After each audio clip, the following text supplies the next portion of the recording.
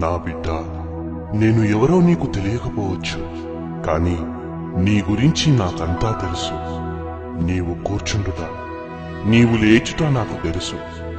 నీ నడక, నీ పడక, నీ చర్యలన్నీ నాకు బాగా తెలుసు. నీ తల వెంట్రుకల లెక్క కూడా నాకు తెలుసు. నిన్ను నా స్వరూపంలో చేసుకున్నాను. నీవు నా వలన బ్రతుకుచున్నావు, నా వలన చలించుచున్నావు, నా వలన ఉనికి కలిగి ఉన్నావు. నువ్వు నా సంతానము. జగత్తు పునాది వేయబడక ముందే నిన్ను ఏర్పరచుకున్నాను. గర్భములో నేను నిన్ను రూపించక ముందే నీవు నాకు తెలుసు. నీవు పిండముగా ఉన్నప్పుడే నేను నిన్ను చూశాను. నీకు కలిగిన ఎముకలన్నీ నాకు మరుగై ఉండలేదు. నీ అంతరింద్రియములను నేనే కలుగజేశాను. నీ తల్లి గర్భముందు నేనే నిన్ను నిర్మించాను. నీ దినములన్నింటినీ నా గ్రంథంలో రాసుకున్నాను. నీకోసం నేను సూర్యచంద్ర నక్షత్రాదులను, భూమి ఆకాశములను, పశుపక్షాదులను, ఫలవృక్షములను సృజించాను.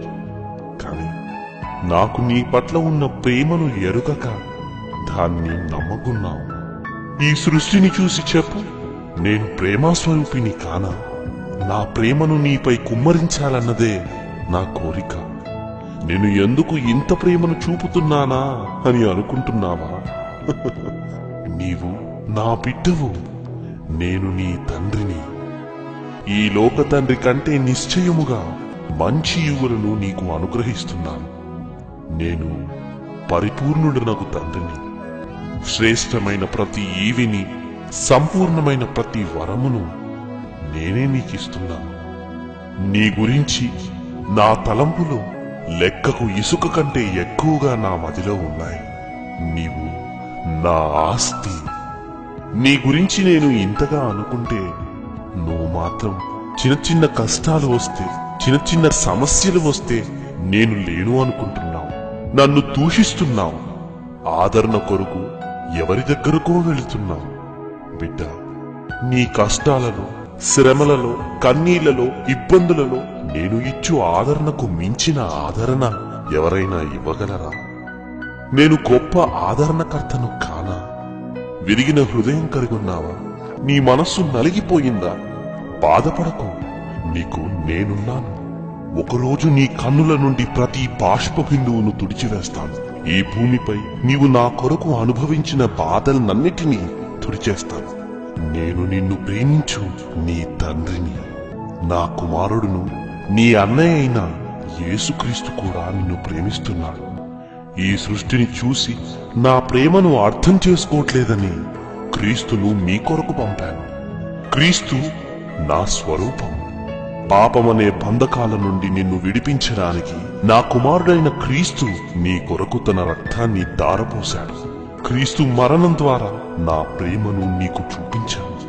నా ప్రేమను నీకు తెలియచేయడానికి ఇంతకు మించి ఇంకేం చేయగలను?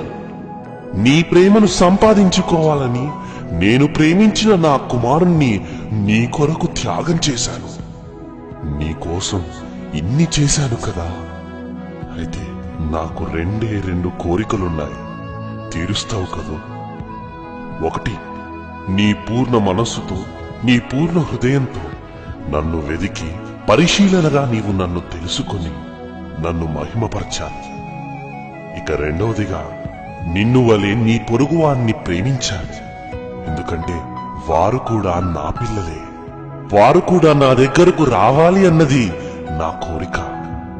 వారిని నా దగ్గరకు తీసుకురావడానికి అవసరమైతే నీ ప్రాణాన్ని కూడా పణంగా పెట్టు.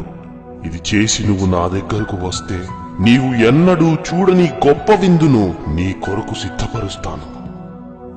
వస్తావు కదూ? నీ రాక కొరకు ఆశతో ఎదురు చూస్తున్నా నీ తండ్రి అయిన దేవుణ్ణి.